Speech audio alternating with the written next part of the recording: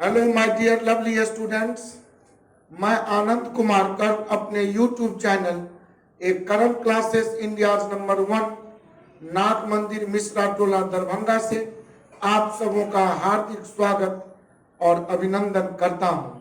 दोस्तों, आज का यह बहुत ही बेस्ट सेशन आपके बीच में लेकर पुनः हाजिर हूं और इस बेस्ट सेशन में आज हमसे पढ़ेंगे बहुत ही बेहतरीन प्रश्नों का समूह प्रॉफिट एंड लॉस या पार्ट 5 या सेशन 5 मैं आपके समक्ष रख रहा हूं। बिना देर किए हुए आपको जानकारी दे दूं, इंस्टीट्यूट का किसी भी प्रकार का अगर सूचना आपको लेना हो तो इंस्टीट्यूट संबंधी कोई भी जानकारी आप मिस्टर राजू सर जी से 9934849798 पर ले सकते हैं। और अगर आप न्यू व्यूअर हैं तो आपसे रिक्वेस्ट है कि पूरी वीडियो देखने के बाद अगर आपको वीडियो पसंद आए तो मेरे इस चैनल को सब्सक्राइब जरूर कर लेंगे और किसी भी प्रकार का सलाह अपने कमेंट बॉक्स में जरूर भेजेंगे। मैं आशान्वित हूं कि आप जरूर अपनी लाइक डिसलाइक कमेंट हमें यूट्यूब चैनल पर भेजते रहेंगे। तो ज्यादा देर किए बगैर मैं अपने असिस्टेंट आज मिस्टर मयंक जी के माध्यम से पहला प्रश्न बोर्ड पर रख रहा हूं और आपका पहला प्रश्न बोर्ड पर रहा ये। जी हाँ दोस्तों, पहला प्रश्न आपके मोबाइल स्क्रीन पर दिख रहा होगा। एक व्यापारी 100 किलोग्राम चीनी में से कुछ भाग बेचकर 7% लाभ अर्जित करता है तथा शेष से 17% लाभ अर्जित करता है। कुल मिलाकर उसे 10% लाभ मिलता है, तो उसने 7% लाभ पर कितनी चीनी बेची? ऐसा प्रश्न आपको हमने देखे मेरा प्लेलिस्ट में जाकर एलिगेशन चैप्टर और एलिगेशन चैप्टर में दोस्तों समझाया था कि जब भी ऐसा प्रश्न आपको बनाना पड़े तो सीधा आप समझेंगे कि कुछ भाग 7% प्रॉफिट पर और कुछ भाग हुआ 17% प्रॉफिट पर बेच रहा है। तो एक तरफ 7% रख दिया, एक तरफ 17% रख दिया और कुल मिलाकर उसे 10% का फायदा हुआ। तो एक तरफ 7% प्रॉफिट, एक तरफ 17% प्रॉफिट और बीच में जो मिडिल वैल्यू है जिसे हम एवरेज प्राइस भी कहते हैं, यह दिया हुआ है टोटल 10%। 17 में 10 घटाएंगे तो 7 होगा और 10 में 7 घटाएंगे 3 और अब कहेंगे 7 3 10 और यही 10 बराबर टोटल मेरा 100 केजी चीनी था, तो 1 बराबर 10। तो हमसे पूछा है कि 7% लाभ पर कितनी चीनी बेची और 7% वाला यही वैल्यू है 7। तो जब 1 इम्प्लाइज टू 10 तो 7 से 10 का गुना कर लें और इस तरह बोल लें कि यह 70 केजी चीनी बेचा होगा। और इस तरह दोस्तों आपका ऑप्शन डी बिल्कुल ही सही है। मैं आपको एलिगेशन में ही समझा चुका हूं कि जब भी कोई चीज को दो कैटेगरिकल पार्ट्स में इस तरह बेचे, या प्रॉफिट एंड लॉस में था, लेकिन इसका डायरेक्ट रिलेशन मेरा एलिगेशन से था और एलिगेशन के आधार पर एक तरफ 7% प्रॉफिट, एक तरफ 17% प्रॉफिट और टोटल नेट प्रॉफिट 10% दिया हुआ था। एलिगेशन का जो प्रोसेस है उससे 17 में 10 गया 7, 10 में 7 गया 3 और इस तरह टोटल वैल्यू 7 3 10, लेकिन टोटल 100 केजी चीनी था। 10 इक्वल टू 100, 1 इक्वल टू 10 और 1 जब 10 तो 7% वाला वैल्यू इधर का ही 7 ही था, तो 10 सत्ते 70 और यह आपका बी ऑप्शन आ गया। अगर 17% लाभ पर पूछता तो दाहिना तरफ वाला का वैल्यू आता 3 और इस तरह 10 या 30 केजी मेरा बहुत ही मजे में आंसर हो जाता। दोस्तों, यह पहला प्रश्न इस तरह एलिगेशन पर लेकर समाप्त किया। अगला प्रश्न आपके बीच पुनः मेरे असिस्टेंट डाल रहे हैं और अगला प्रश्न मोबाइल पर ये रहा। जी हाँ दोस्तों, अगला प्रश्न आपके मोबाइल स्क्रीन पर दिख रहा होगा। बहुत ही बेहतर प्रश्न है। ए एक घड़ी बी को 10% लाभ पर बेच दी। बी उसे सी को 5% लाभ पर बेच दी या बेच देता है।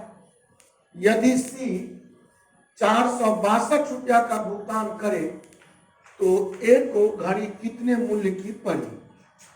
तो ए का क्रय मूल्य अगर 1 यूनिट मान लो दोस्तों, तो ए बी को 10% लाभ पर तो गुना करेंगे 110% से, तो यह बी का क्रय मूल्य हो गया। और बी इसे सी को अगर 5% लाभ पर बेचे तो यह 105% गुना करने से सी का क्रय मूल्य आएगा। और जबकि सी 462 रुपया का भुगतान किया है तो सूत्र कहता है सी का क्रय मूल्य अब बराबर सी का क्रय मूल्य। और अब इसे काट लें, इसे 0 से 1 0, 5 21, 5 से यह 20, 11 से 11 चौका 11 दूनी 21 दूनी 42। 1 यूनिट 10 का गुना 20 से और यह 20 का गुना क्रॉस 2 से 20 दूनी 40 और 40 दहन यह 400 रुपया जो 1 यूनिट का वैल्यू आया।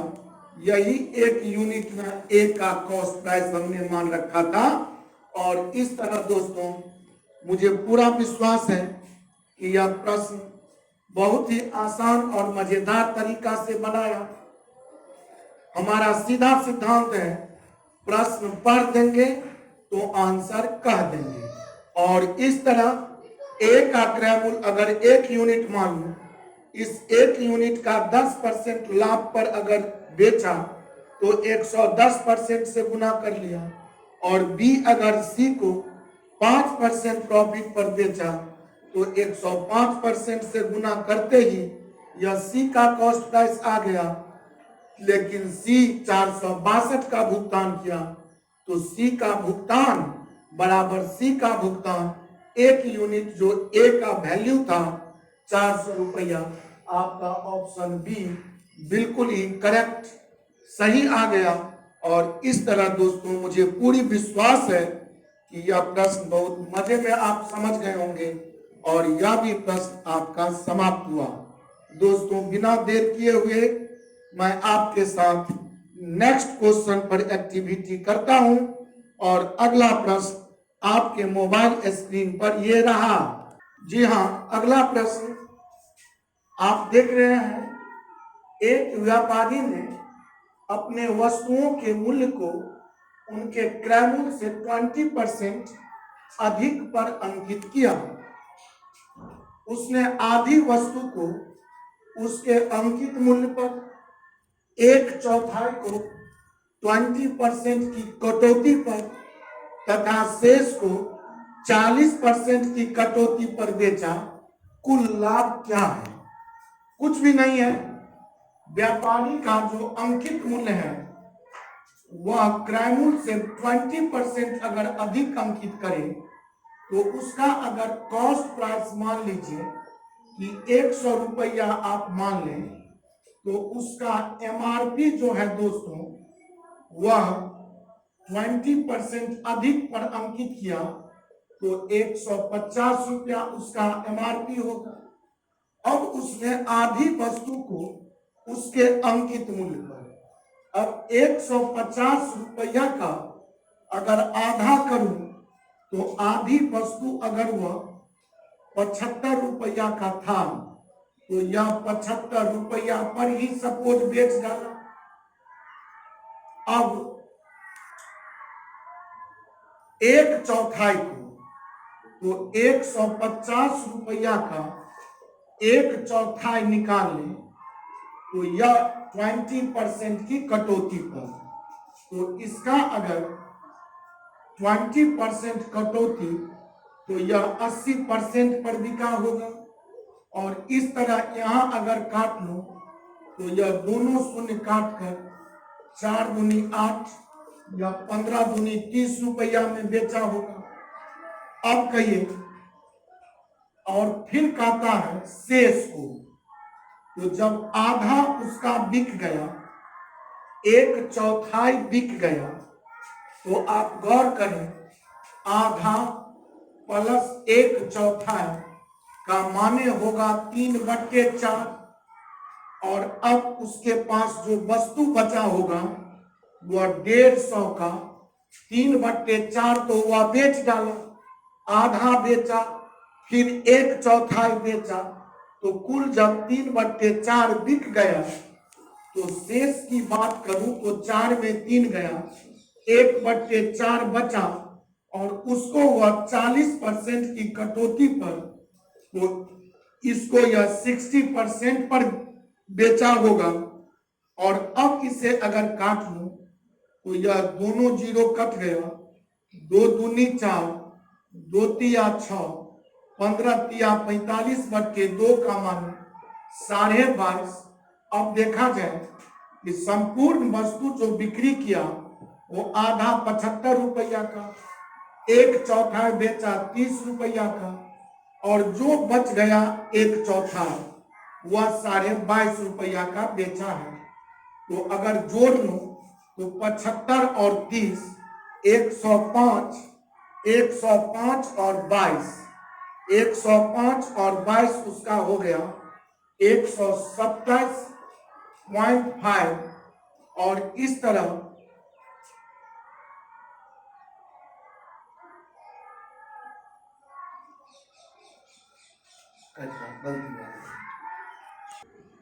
दोस्तों थोड़ा सा धोखा हुआ प्रश्न पढ़ने में, कि प्रश्न है कि अपने वस्तुओं के मूल्य को उनके क्रय मूल्य से 20% अधिक पर अंकित किया। तो यहाँ कॉस्ट प्राइस अगर हम 100 मान लेता हूँ, तो इसका जहां तक बात है एमआरपी की, तो यह एमआरपी 20% अधिक का मतलब 120 न होगा, 100 का 20% अधिक 120 रुपया होगा। और फिर आधी वस्तु को उसके अंकित मूल्य पर, तो 120 का आधा 60 रुपया का वस्तु वह 60 रुपया में ही बेचा। अब प्रश्न है कि 1/4, तो 120 का 1/4 20% की कटौती का माने 80% पर बेचा।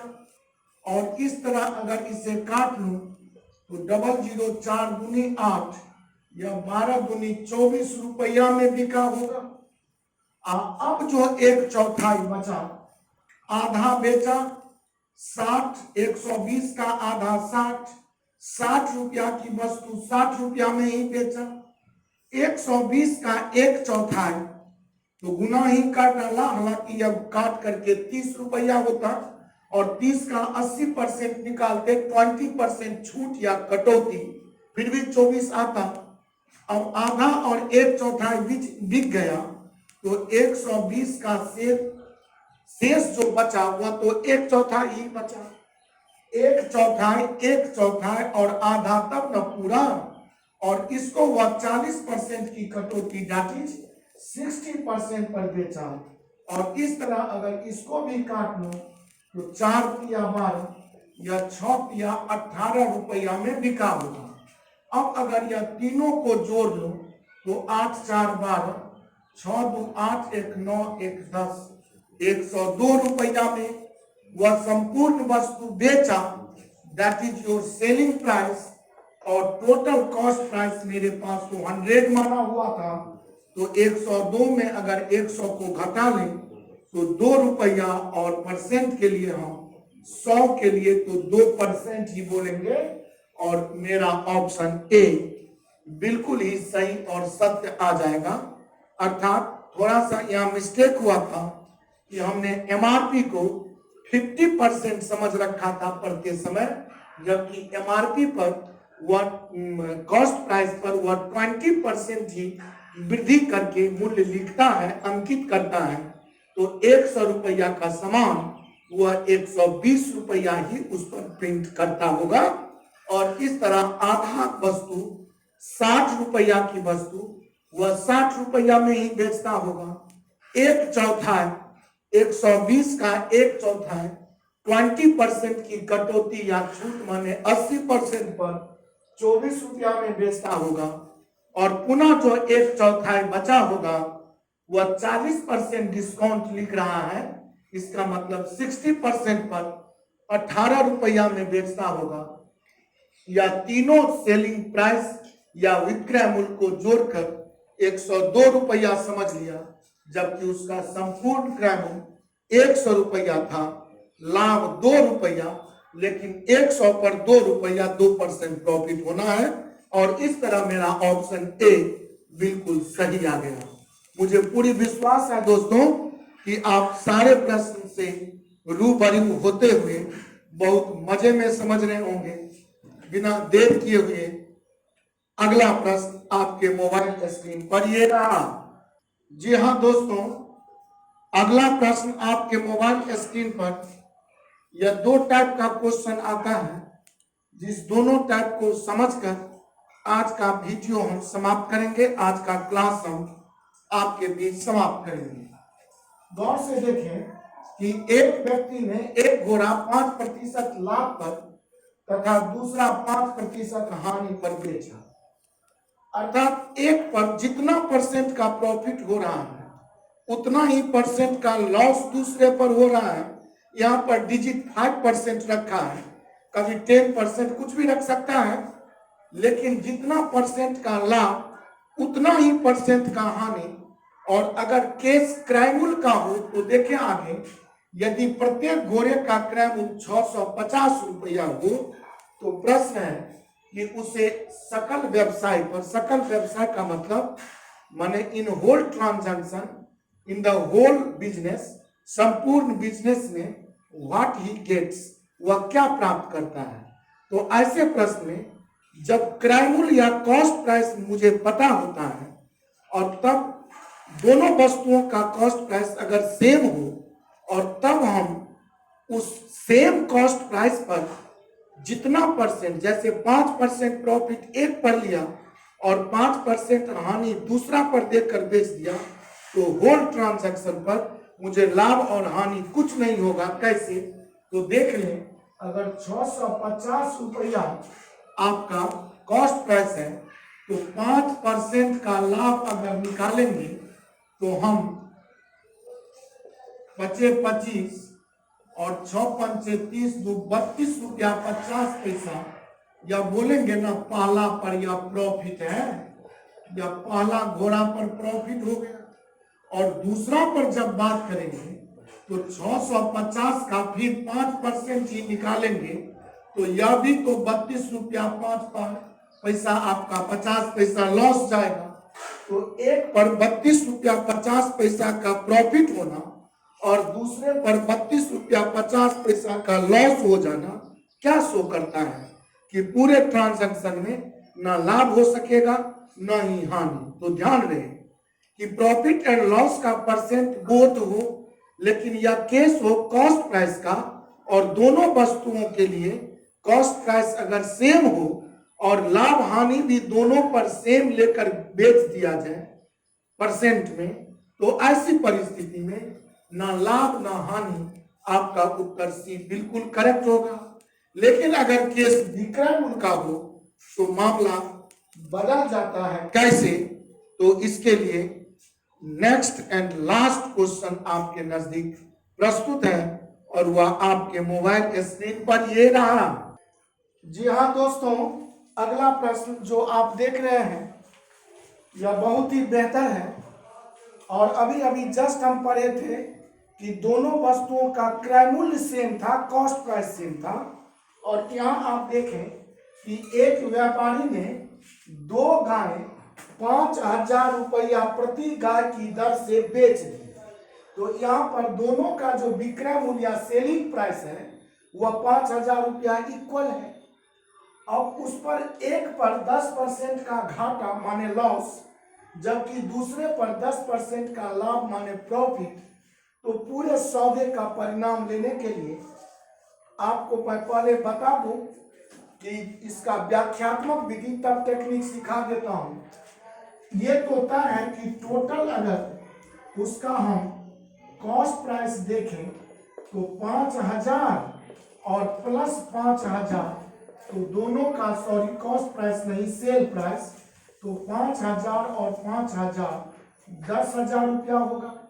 अब देखिए पहला का वह 10% लॉस लगा कर बेचा, तो अगर 1 यूनिट पहला का कॉस्ट प्राइस ले लूं तो बेचा 90% पर, लेकिन बेचा तो यह 5,000 पर।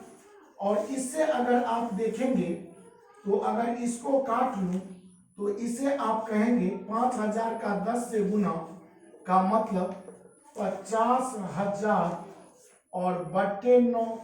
और इसी तरह दूसरा का भी कॉस्ट प्राइस 1 यूनिट मान लूं तो 10% प्रॉफिट 110 बटे 100 जो 5,000 होगा। और इस तरह हम फिर 50,000 और बट्टे हम देख सकते हैं कि 11 होगा। और टोटल अगर इसका कॉस्ट प्राइस हम देखें तो 50,000 बट्टे 9 प्लस 50,000 बट्टे 11 और 11 पंचे 55 पर देखेंगे तो 2 2 4 0 अब प्लस 9 पंचे 45 पर भी आप 4 0 रखेंगे बटे 99 और 55 और 45 आपका 100 और 100 का मतलब 2 2 4 2 2 4 और रखें बटे 99। अब इस पर अगर हम लॉस निकाल कर देखें तो इसी में से आपको 10,000 घटाना होगा। और 10,000 अगर इसमें से हम घटा दें तो 99,000 अगर 1 लाख में जाएगा तो वह वास्तव में आपका या बच जाएगा 99 पर 4 0, 99 पर 2 2 4, 99 पर 2 2 4, तो 1 पर ऐसा करें 1 2 3 4 2 2 4 2 6 2 2 4 2 6। अब मैं अगर 99 पर 4 0 रख दूं तो 99 पर 4 0 अगर रख दूं तो यही आपका वास्तव में लॉस आएगा।